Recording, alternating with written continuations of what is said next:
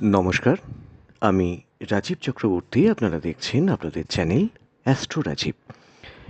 বিশেষ ভিডিও। দেবগুরু বৃহস্পতি গোচর পরিবর্তন করছেন এবং গোচর পরিবর্তন করে তিনি তার তুঙ্গি ক্ষেত্র সেই ঘরে অর্থাৎ চন্দ্রের ঘরে কর্কটে ২রা জুন তিনি প্রবেশ করছেন। দেবগুরু বৃহস্পতি নৈসর্গিক ক্ষেত্রে অত্যন্ত শুভ গ্রহ। এই দেবগুরু বৃহস্পতি যখন তুঙ্গস্থ হন, প্রত্যেকটি রাশি এবং লগ্নের জন্যে বেশ কিছু শুভ ফল তিনি প্রদান করেন। দেবগুরু বৃহস্পতি তুঙ্গি যেমন হচ্ছেন, এই মুহূর্তে তিনি অতিচার গতিতে আছেন। অতিচার গতি মানে দেবগুরু বৃহস্পতির এখন গতি অত্যন্ত বেশি। এই সময় তিনি একটু উত্তপ্ত অবস্থায় আছেন এবং ফলদান করার ক্ষমতা কিন্তু অত্যন্ত বেশি। তো কি হতে পারে আজকের আলোচনায়?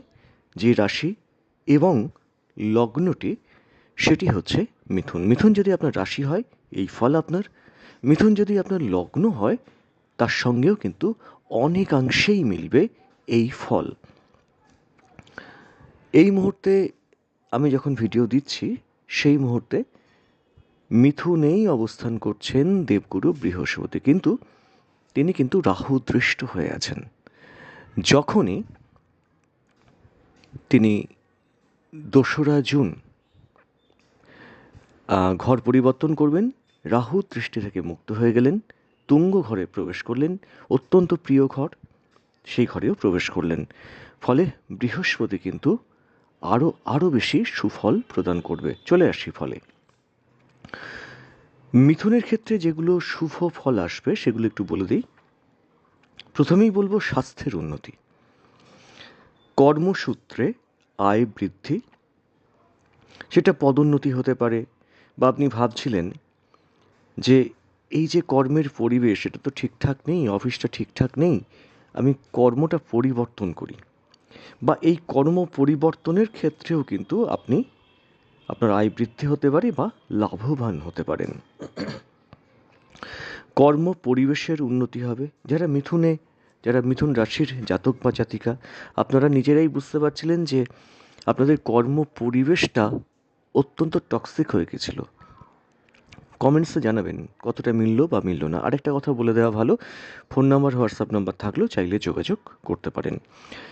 এই যে কর্ম পরিবেশের অবনতি, শত্রুতা, এবং মনে হতো যেন আজকে অফিসে না যেতে পারলেই ভালো হয়, মানে এই যে একটা পরিবেশ তৈরি হয়ে যাওয়া, সেটার অবসান হচ্ছে।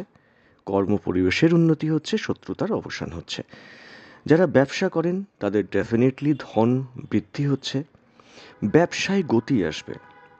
থমকে যাওয়া ব্যবসা দেখবেন, ব্যবসায় যে বারবার বাধা আসছিল, তো ব্যবসা হচ্ছিল না তা না, হচ্ছিল, কিন্তু কোথাও যেন একটু লাভের গুড় পিঁপড়ে খেয়ে যাচ্ছিল, একটু ধার বাকি পড়ে যাচ্ছিল, সে ধার বাকি উদ্ধার করতে গেলে আবার ২-৪টে জুতো কিনতে হচ্ছিল। তো এই যে পরিস্থিতি থেকে কিন্তু বেরিয়ে আসবেন। ব্যবসায় ধনবৃদ্ধি হচ্ছে, বাধার অবসান হচ্ছে, এবং ডেফিনেটলি বিনিয়োগ সেটা কিন্তু বাড়তে চলেছে।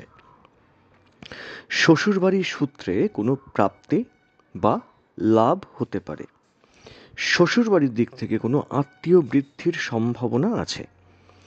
এই সময় আপনি যদি মিথুন লগ্নের বা মিথুন রাশির হন, বিশেষত মিথুন লগ্নের, আপনার স্বামী বা স্ত্রীর আর্থিক উন্নতি যেমন সম্ভব, তেমন অনেক মিথুনের স্বামী বা স্ত্রীর স্বাস্থ্যের উন্নতিও কিন্তু সম্ভব। এই সময় সন্তানের আর্থিক দিক থেকে শুভ ফলপ্রদ হওয়ার সম্ভাবনা থাকছে। আগেই বলেছি আত্মীয় বৃদ্ধির যোগ সেটা রয়েছে। কর্মক্ষেত্রে হৃত সম্মান, ভালো করে শুনবেন, কর্মক্ষেত্রে হৃত সম্মানটা কিন্তু পুনরুদ্ধার হবে। মিথুনের অনেকেই স্বাস্থ্য নিয়ে, বিশেষ করে পিতার স্বাস্থ্য নিয়ে বা পিতৃসম যারা, তাদের স্বাস্থ্য নিয়ে চিন্তিত ছিলেন এবং তাদের স্বাস্থ্যের অনেকের কিন্তু হানি হয়েছিল, এবং অনেকেই কিন্তু প্রচণ্ড একটা স্বাস্থ্য সংকটের মধ্যে পড়ে গিয়েছিলেন। মোটামুটিভাবে মিথুনের পিতা বা পিতৃস্থানীয়ের স্বাস্থ্যের উন্নতি হবে এবং তারা অনেকাংশে, প্রায় ধরুন 70 থেকে 80% সুস্থতা প্রাপ্ত হবেন বা সুস্থ হবেন। তো মোটামুটি এই ছিল মিথুন সম্পর্কে একটা প্রেডিকশন। কেমন লাগলো জানাবেন। আজ এ পর্যন্তই। নমস্কার।